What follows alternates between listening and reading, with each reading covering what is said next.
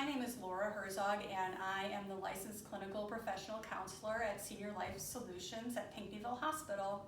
And we have put together a series for you on understanding stress and stress management. And today is session 3. We are going to start talking today about healthier ways to manage stress. I wanted to give informational credit to Dr. Brian Seward, who is a leading expert on stress and stress management, as well as the Mayo Clinic. As we discussed in session 1, stress is all about our response to change. Sometimes we are feeling stressed due to external stressors, things that come upon us. Sometimes we are feeling stressed because of internal pressures. These are the pressures that we put on ourselves.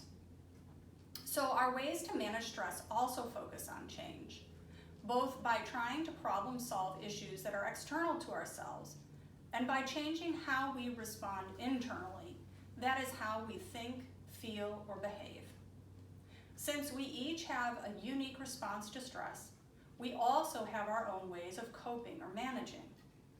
It is important to understand it's not a one-size-fits-all approach.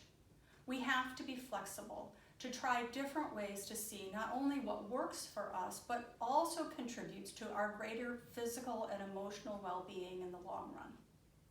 Not only are we each unique, but different situations require different responses. Flexibility and insight into yourself are the keys to your well-being. So experiment and focus on what helps you to feel calm and in control. We are going to focus the next 3 sessions on what we call the 4 A's.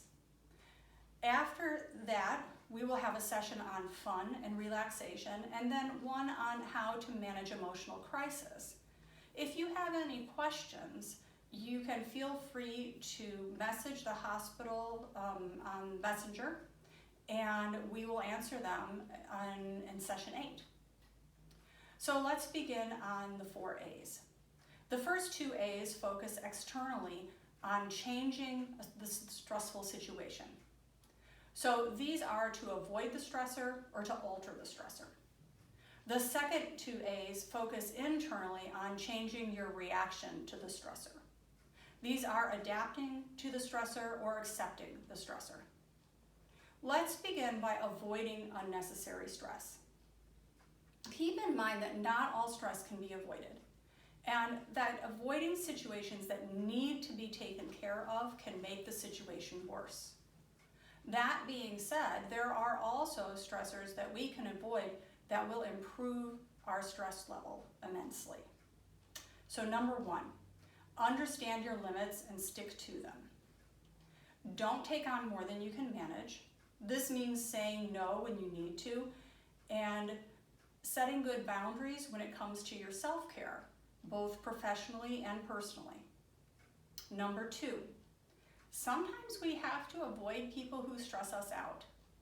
If someone in your life consistently stresses you out and you've tried to turn that relationship around and it's not working, consider limiting your time with them. Number 3, take control of your environment. If we think about this current COVID-19 situation, if the news really stresses you out, then limit your exposure. Watch enough of the media to get a daily update and then turn it off. Right now, take all the basic precautions of hand washing, physical distancing, and staying at home. And when you're at home, give yourself a schedule that helps you to feel more grounded. And number 4, take a good look at your to-do list. Look at your schedule. Look at your responsibilities and your daily tasks.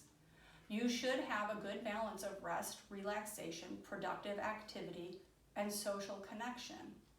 If you find yourself feeling like there is not enough time in the day, reassess your priorities. You want what you do to match your values. Set goals, determine what must be done and what should be done. Drop tasks that are not necessary, that if they don't align with your values, and keep in mind not to skimp on time for yourself. Taking care of yourself is just as important as taking care of everyone and everything else. Thanks for joining me today. We look forward to seeing you again.